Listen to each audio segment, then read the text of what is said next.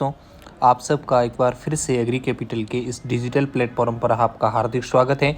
मैं आपको आज के इस लेक्चर में बात करूंगा जो अपना लाइव स्टॉक का क्या रोल है नेशनल इकोनॉमिक्स में। ठीक है, LPM 121 जो आपका सेकंड सेमेस्टर में live stock and poultry management का कोर्स है, उस कोर्स जो अपना फर्स्ट लेक्चर है उसमें अपन बात करेंगे role of livestock in national economy. सबसे पहले अपन बात करेंगे लाइव स्टॉक है क्या और यहाँ से क्या क्या इंपॉर्टेंट क्वेश्चन बनते हैं, आपके एग्जाम में किस तरीके से क्वेश्चन आस्क किया जा सकता है, या आपके कॉम्पिटिटिव एग्जाम आगे आप पढ़ाई कर रहे हो तो कोई कॉम्पिटिटिव एग्जाम के लिए कर रहा है, या MSc एंट्रेंस एग्जाम के लिए कर रहा है, या ICRPG या JRF के लिए प्रिपरेशन कर रहे हो, तो यहाँ से आपको किस तरीके से क्वेश्चन आस्क किए जा सकते हैं मैं आपको वो पूरा डिटेल से समझाऊंगा। हिंदी और इंग्लिश मीडियम में दोनों क्लास सेपरेट होगी। ठीक है, तो सबसे पहले अपन स्टार्ट करते हैं कि लाइव स्टॉक क्या है। मीन्स लाइव स्टॉक क्या है, जो आपको पता है एक प्रॉपर्टी आइटम होता है। ठीक है, जो दैट इज़ लाइव, जो एक जिंदा होता है और जिसका यूज़ प्रोडक्शन आइटम्स और डोमेस्टिक कंजप्शन के रूप में किया जाता है। जैसे प्रोडक्ट आइटम क्या हो गया, अपना वाणिज्य रूप से कॉमर्शियल रूप से यूज़ कर सकते हैं लाइव स्टॉक का, या अपन डोमेस्टिक कंजप्शन के लिए यूज़ कर सकते हैं। जैसे कि अपन गाय भैंस से जो दूध मिल रहा है उसको अपन खाते हैं। ठीक है, उसके बाद में उसका बाई प्रोडक्ट बनते हैं वो अपन खाते हैं, तो इनका यूज़ किया जा सकता है। It include all mammal farms animals, इसके अंदर सारे वो फार्म्स के अंदर एनिमल्स होते हैं, चाहे वो गाय कैटल हो गई, या बफेलो हो गई, या गोट हो गई, या सीप हो गई, बर्ड्स हो गई, या पोल्ट्री हो गई, वो सारे के सारे होते हैं। And living creators used for producing product for all use of peoples, यानी कि जो सारे अपन यहाँ से क्रिएट करते हैं प्रोडक्ट्स वो सारे पीपल्स के लिए यूजफुल रहते हैं और जिनका अपन डेली लाइफ में और कॉमर्शियल लाइफ में यूज़ करते हैं, यही अपना लाइव स्टॉक है।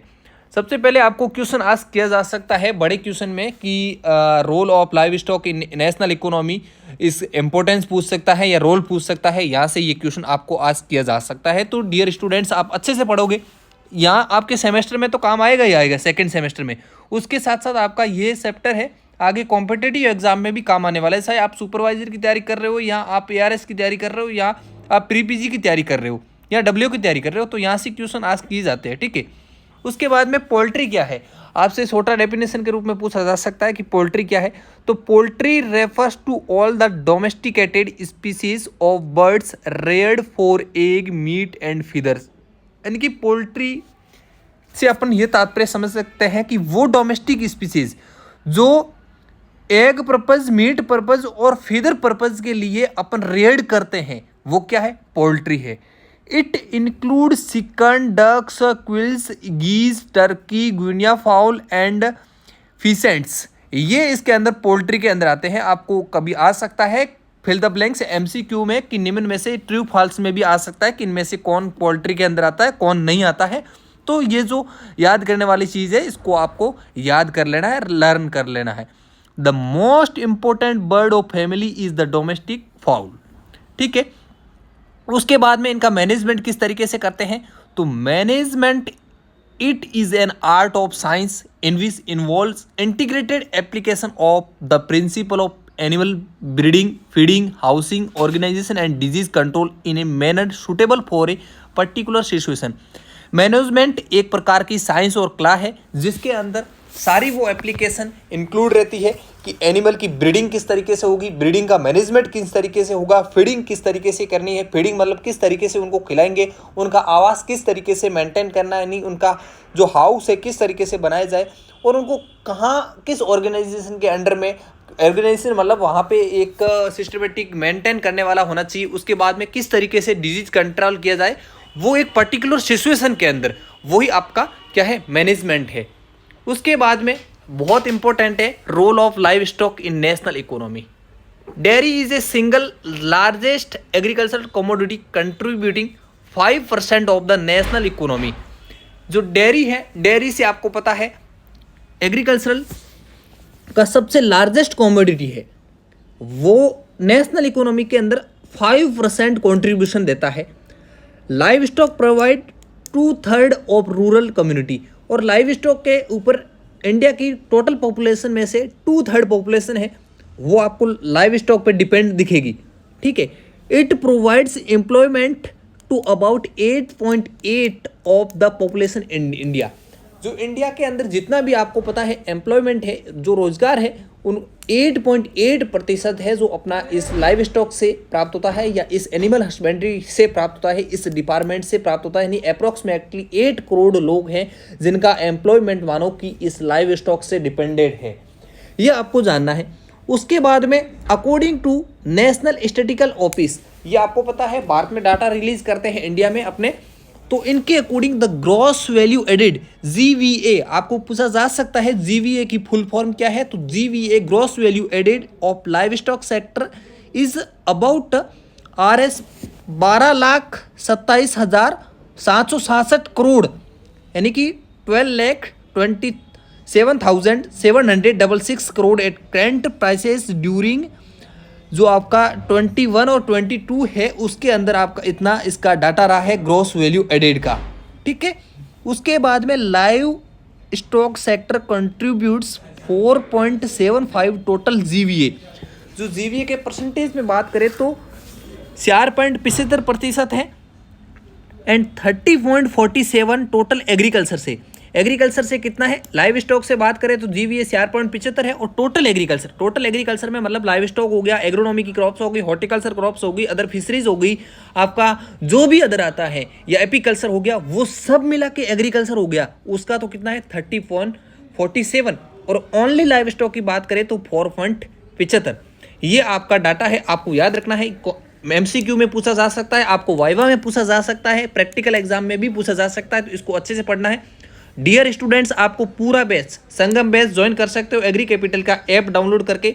हम आपको इसी तरह से पूरा डिटेल से समझाएंगे। जिन भी स्टूडेंट्स को नीड है तो डेफिनेटली संगम बैच जो आपको साइड में दिख रहा है 499 में कंप्लीट हैंड रिटन नोट्स, आपको PDF नोट्स सब कुछ प्रोवाइड किया जाएगा। तो सेकेंड सेमेस्टर में आप बिल्कुल भी हमारे साथ कनेक्ट हो सकते हो। नेक्स्ट अपन बात करते हैं, India rank first in milk production in the world. Bharat की आपको पता है मिल्क प्रोडक्शन के अंदर ऑल ओवर वर्ल्ड के अंदर फर्स्ट रैंक है। पूरे इंडिया को दूध भारत पिलाता है, ठीक है। और कंट्रीब्यूटिंग कितना है ग्लोबल मिल्क प्रोडक्शन का 24.64%, ठीक है। आप पूरे वर्ल्ड के अंदर 25 मान सकते हो, अप्रोक्सीमेटली 25% मिल्क प्रोडक्शन अपने इंडिया से जाता है, तो बहुत बड़ी अच्छी बात है अपने लिए। Annual growth rate of milk production in India is 3.83। India के अंदर ग्रोथ रेट है जो मिल्क प्रोडक्शन की 3.83% है। ये डाटा आपको याद रखना है, लेकिन ये डाटा समय के साथ में चेंज होते रहते हैं, लेकिन लेटेस्ट डाटा है मैं आपको जो बता रहा हूं। एज पर FAO dairy market review 2023, milk production of India is estimated to reach 237 यानी कि 236.35 million ton in 2023 and 4, registering a growth 2.5%। आपको पता है 2023-24 के अंदर टोटल मिल्क प्रोडक्शन कितना एस्टिमेटेड किया गया और उसकी ग्रोथ कितनी है, ये भी आपको डाटा याद रखना है। Over the last year beating the world average growth rate, global milk production growth rate 1.3%।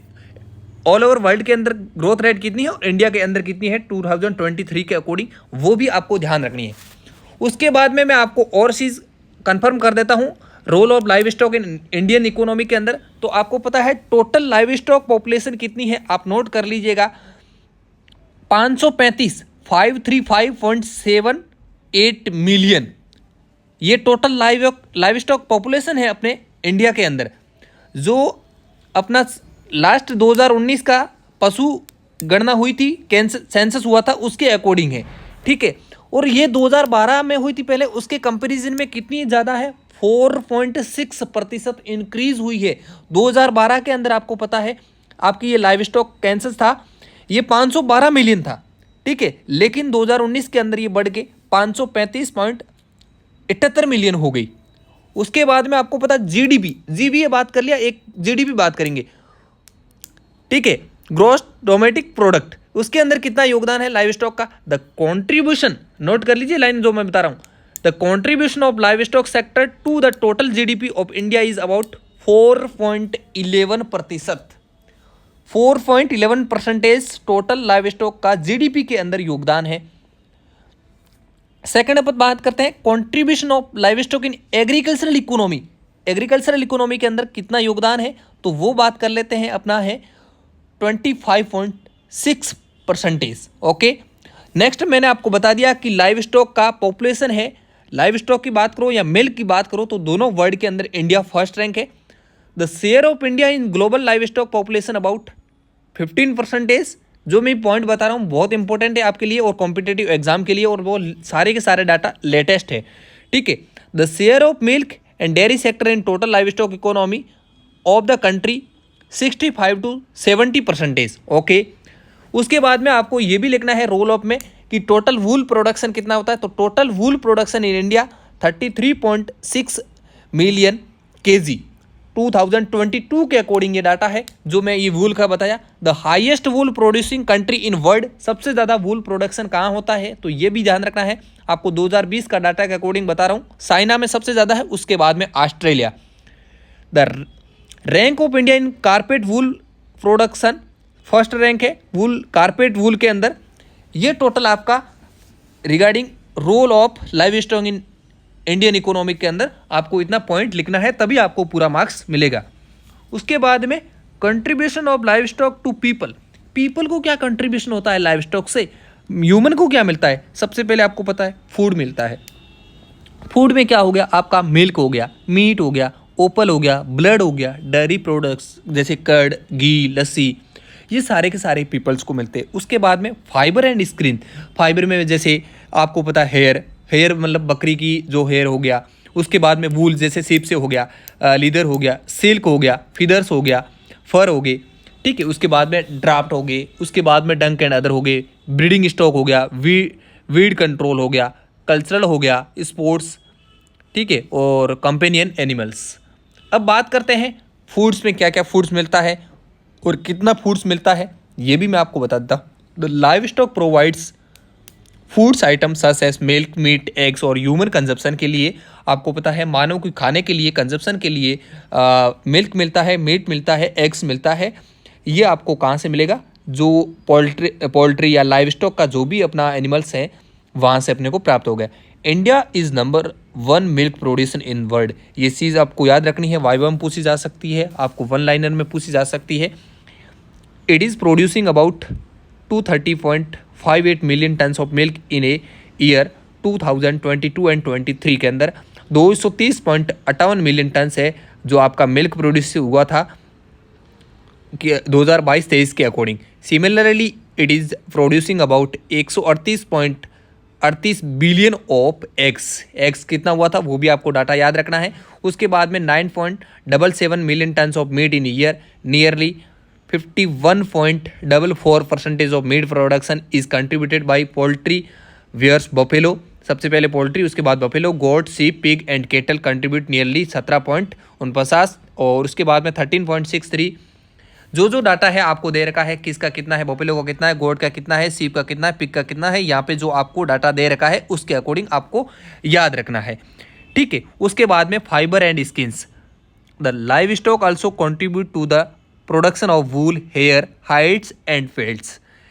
Leather is the most important product which have a very high export potential. Leather है जो आपका एक्सपोर्ट, जो भी यहाँ से एक्सपोर्ट होता है उसमें वेरी हाई एक्सपोर्ट पोटेंशियल रखता है, ठीक है। उसके बाद में drafts, bulls are the backbone of Indian agriculture. यहाँ पे बुल्स है वो इंडियन एग्रीकल्चर का बैकबोन है, क्योंकि यहाँ पे पहले जो भी आपकी फार्मिंग होती थी बुल्स के डिपेंड थी, ठीक है। Despite lot of advantage in the use of mechanical power in Indian agriculture operates, the Indian farmer especially in rural areas still depend upon bulks of। आपको पता है कि आजकल जो मशीनरी आ गई है, मशीनरी का जहाँ तक माने तो आपको पता है डिसएडवांटेज भी है, एडवांटेज भी है, लेकिन समय के साथ में डिसएडवांटेज ज़्यादा देखने को मिलेंगे। जहाँ आप बुल्क स्पेयर से खेती करते हो तो आपको बहुत ज़्यादा बेनिफिट है। आज भी रूरल एरियाज कहीं कहीं ऐसे स्टेट्स हैं वहाँ पर ये डिपेंड है, ठीक है। उसके बाद में dung and other animals, waste material का भी आपको पता है बहुत ज़्यादा योगदान रहता है, जैसे जो मैन्योर वगैरह बनाने में काम आता है, जैसे वर्मी कंपोस्ट वगैरह बनाने में काम आता है, ये आपको लाइव स्टॉक से और पोल्ट्री से प्राप्त हो सकता है, ठीक है। उसके बाद में स्टोरेज की बात करें तो livestock are consider air moving banks because of their potentiality to dispose of during emergencies. They serve as capital and cases landless agricultural labor. Many times it is only capital resources they possess. Livestock serve as asset and case of emergencies. They serve as guarantee for allowing loans from the local sources such as money, lenders and villages. आपको पता है livestock का जो भी production है वो आपको storage करके रखोगे तो आपको बहुत ज़्यादा मनी दे सकता है लोन के रूप में या अदर जो भी है उस पर्पज़ के रूप में। ठीक है, उसके बाद में weed control. Livestock are also used in biological control of brush plants and weeds. जो भी आपका लाइव स्टॉक का प्रोडक्शन है या जो बाई प्रोडक्ट मिलते हैं उससे आप वीड कंट्रोल भी कर सकते हो।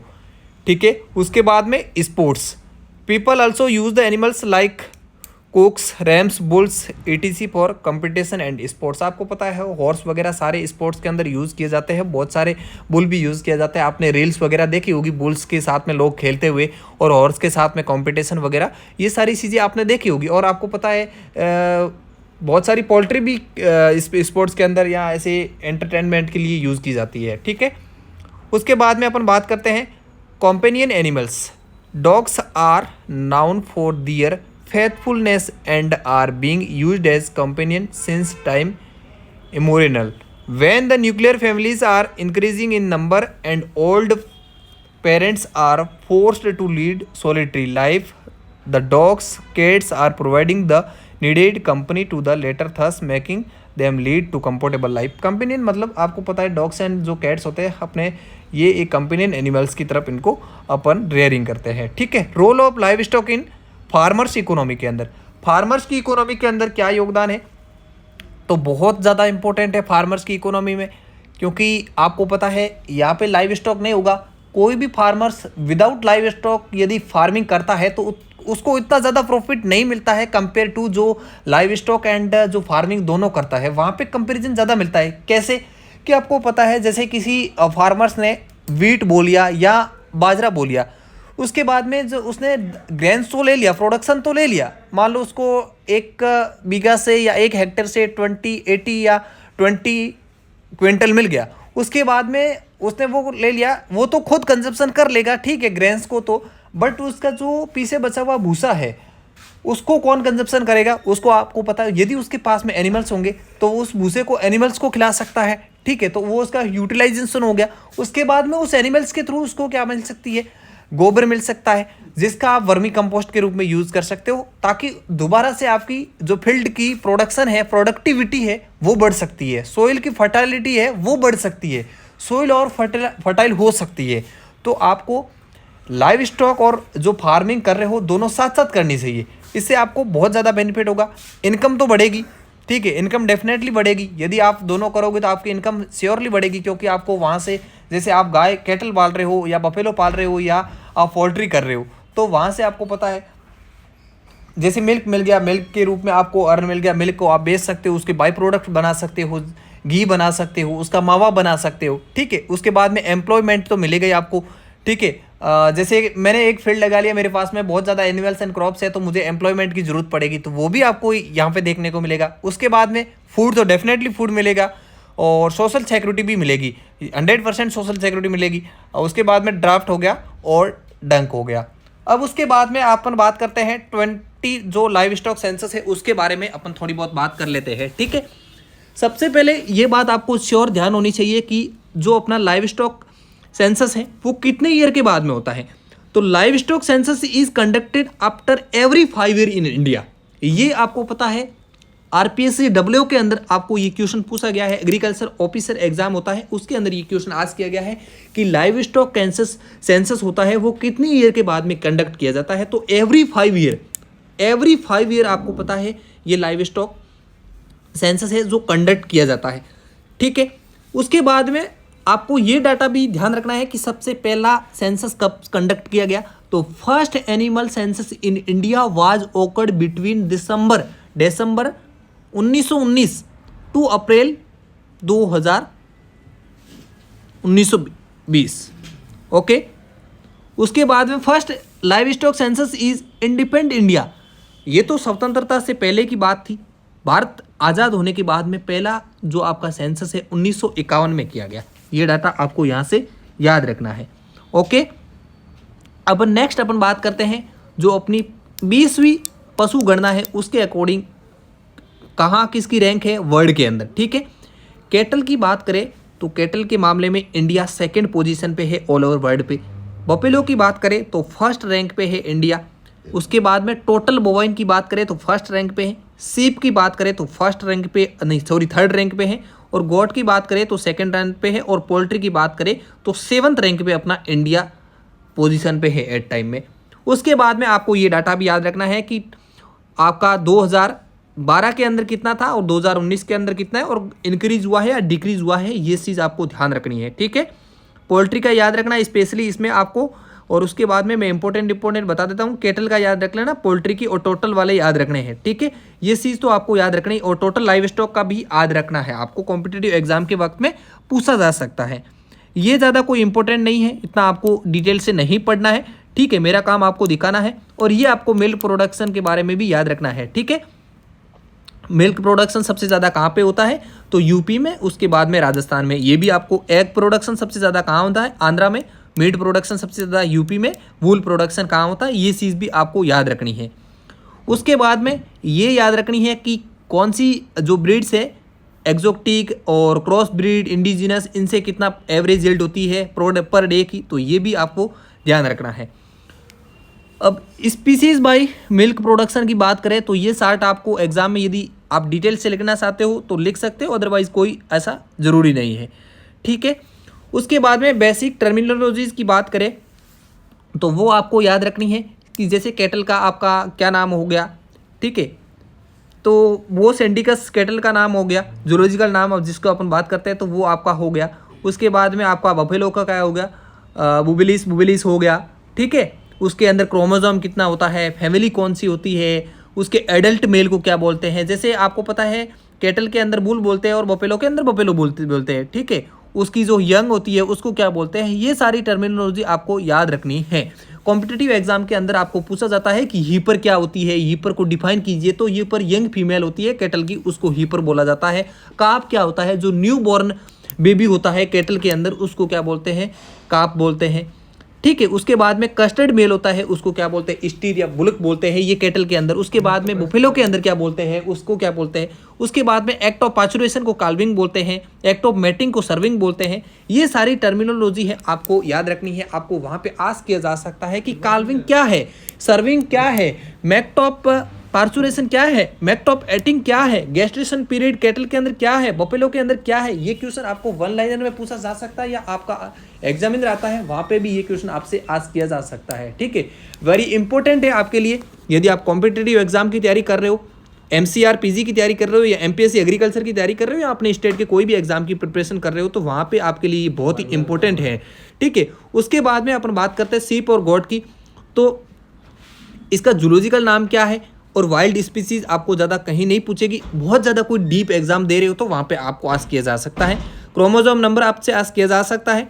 और इनका ग्रुप ऑफ एनिमल्स को क्या बोलते हैं, जैसे सीप के अंदर फ्लॉक बोलते हैं और गोट के अंदर बैंड या हर्ड बोलते हैं, ठीक है। एडल्ट मेल को रैम बोलते हैं और उधर बक बोलते हैं। फीमेल को ईव बोलते हैं, डोई बोलते हैं। ये जो टर्मिनोलॉजी है प्लीज़ आप याद रख लेना, आपको हर एग्जाम के अंदर आस्क किया जाएगा। इसकी PDF हम प्रोवाइड करवा देंगे। जिन भी स्टूडेंट्स को एग्री कैपिटल के संगम बेस में ज्वाइन होना है तो डियर स्टूडेंट्स आज ही इनरोल कर लेवे। 499 में पूरा कोर्स इसी तरीके से डिटेल से पढ़ाया जाएगा, ठीक है। सारे नोट्स लिखवाए जाएंगे, इंपॉर्टेंट क्वेश्चन कहाँ कहाँ से क्या पूछा जा सकता है वो सारी पूछी जाए, आपको बता दिया जाएगा।